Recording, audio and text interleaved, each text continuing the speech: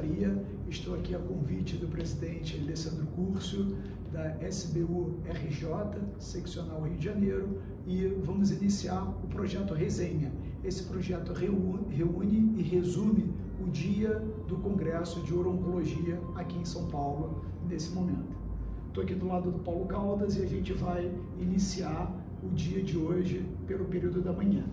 Paulo, dentro de um cenário que é muito comum nos nossos consultórios, frente ao doente que recidiva e tem indicação para radioterapia, fazer de maneira precoce, adjuvante ou de resgate? O que o professor Mark Roach colocou? Eu achei muito interessante a análise crítica do professor Mark Roach hoje pela manhã.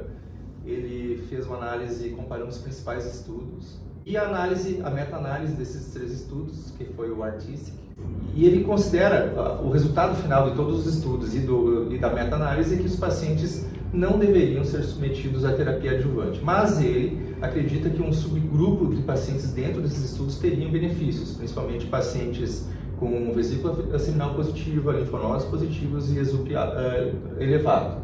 Ele também reforça que os tratamentos hoje de radioterapia apresentam muito menos efeitos adversos do que aqueles que foram estudados nessa amostra e que ele não acredita que esses pacientes apresentem os mesmos efeitos das terapias mais antigas radioterápicas. E sobre a linfadenectomia de resgate, Paulo? Pois é, o próximo tópico foi sobre o tratamento dos linfonodos, tanto radioterápico quanto cirúrgico.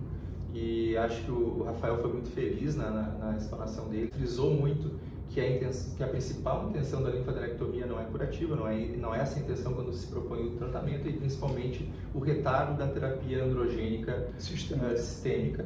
Isso pode você retardar em até 2 anos a terapia sistêmica. Considerou que os maus resultados da linfadenectomia que a gente tem, uma é porque uma pode ser a má escolha dos pacientes, né? Outra é pela questão de a gente não ter um exame perfeito, por melhor que seja o PET com PSMA, ainda existem limitações, existem uma taxa de falsos negativos. E outra pela questão técnica. Às vezes você oferece a cirurgia para o paciente e você não consegue remover todo o tecido linfonodal conforme deveria ter sido feito. Considera como template ideal até a bifurcação da aorta, né, pegando a ilíaca interna, a fossa obturadora, até a bifurcação da aorta. E se você tem uma imagem no PET anteriormente à cirurgia de uma região que não é template, você não conseguir ter facilidade para encontrar isso durante a cirurgia, que deva ser marcado previamente. Aí ele citou as técnicas para isso, aí pode ser carvão, indicianina, enfim, mas para que você consiga atingir aquele linfonodo que não está, ou que você tenha dificuldade, ou que esteja fora da área do template. Paulo, e sobre o cenário câncer de próstata resistente à castração não metastática, o cenário M0, o que a gente teve nessa primeira parte do evento? Bom, o professor Tombal falou dos principais estudos, né, o Próspero, o Spartan e o Aramis. Enfim, a equivalência da resposta ao tratamento às 3 drogas, tanto enzalutamida, apalutamida e darolutamida.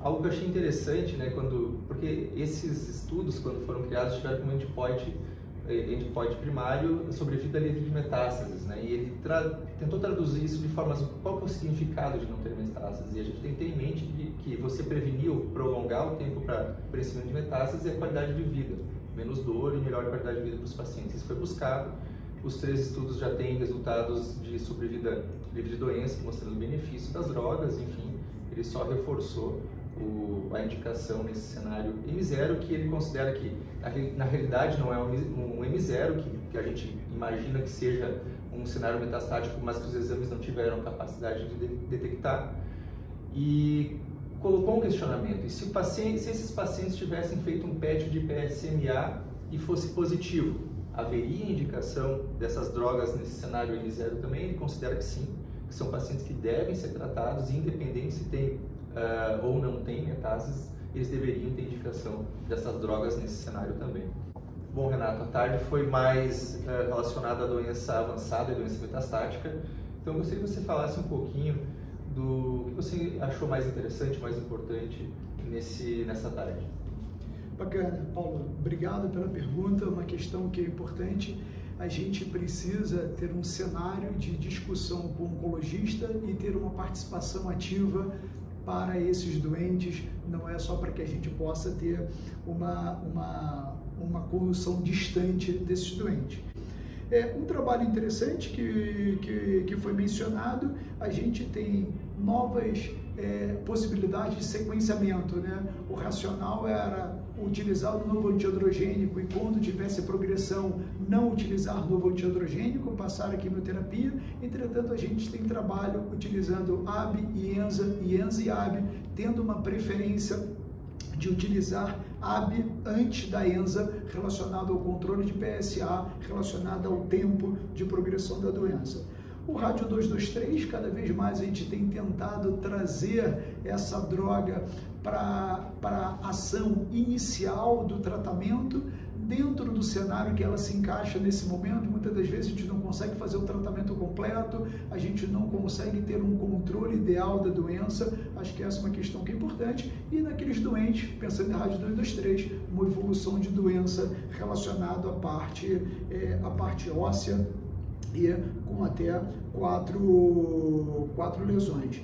A gente teve um professor belga, onde ele é o PI de diversos estudos relacionados à osteoporose, risco de fraturas e evolução negativa relacionado ao esqueleto axial, relacionado à progressão de doença e alteração de qualidade de vida no cenário ósseo.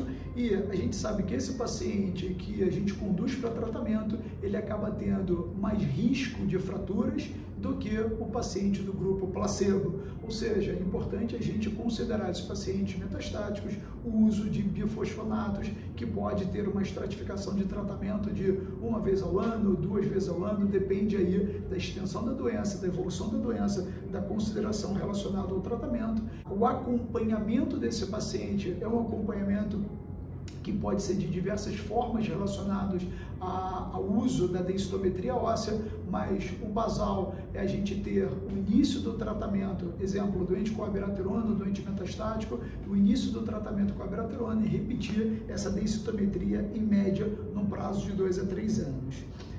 Relacionado ao paciente sintomático, doente de alto volume, alto risco, a consideração, cada vez mais a gente leva as informações dos novos trabalhos, do PC1 e do ARA6, pensando em fazer terapia tripla, né? Principalmente quando a gente pensa em pacientes jovens, doentes que têm poucas comorbidades, doentes que têm muito volume de doença, e esse paciente poderia ter benefício relacionado a fazer abiraterona ou daralutamida, fazer quimioterapia e fazer terapia de deprivação androgênica, tendo um racional das múltiplas vias de bloqueio celular para que a gente tivesse melhor controle da doença.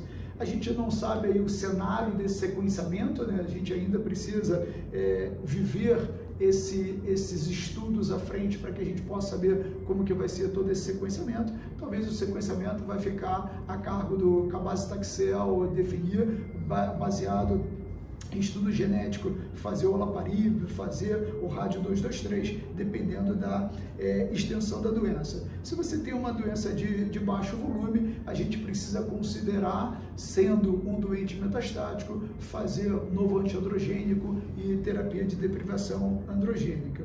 Eu acho que você resumiu muito bem, que não faz parte do nosso dia a dia a abordagem sistêmica desses pacientes, mas o urologista tem que ter noção que os tempos mudaram, que raramente a gente vai encontrar um paciente que vai ter indicação somente de ADT. A princípio vai ter, na maioria das vezes, a indicação de um novo antiandrogênico, a não ser que o que contraindique sejam os efeitos adversos e o paciente tem alguma contraindicação a isso.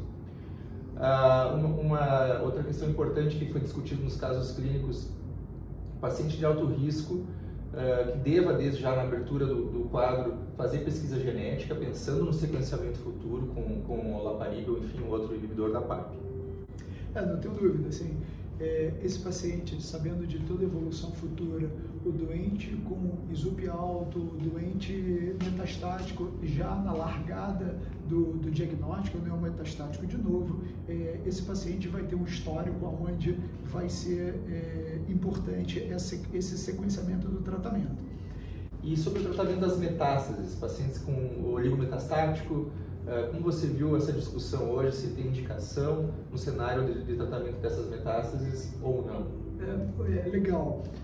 Paulo, acho que a gente sempre, como urologista, tem a ideia de tentar oferecer um bloco de tratamento para o doente, que esses tratamentos somados possam gerar melhor controle da doença como um todo. A gente tem dois trabalhos, o STOMP e o Oriole, onde a gente não consegue ainda definir sobrevida desses pacientes, entretanto a gente poderia tratar as doenças ósseas oligometastáticas e isso poderia atrasar o tratamento da doença sistêmica.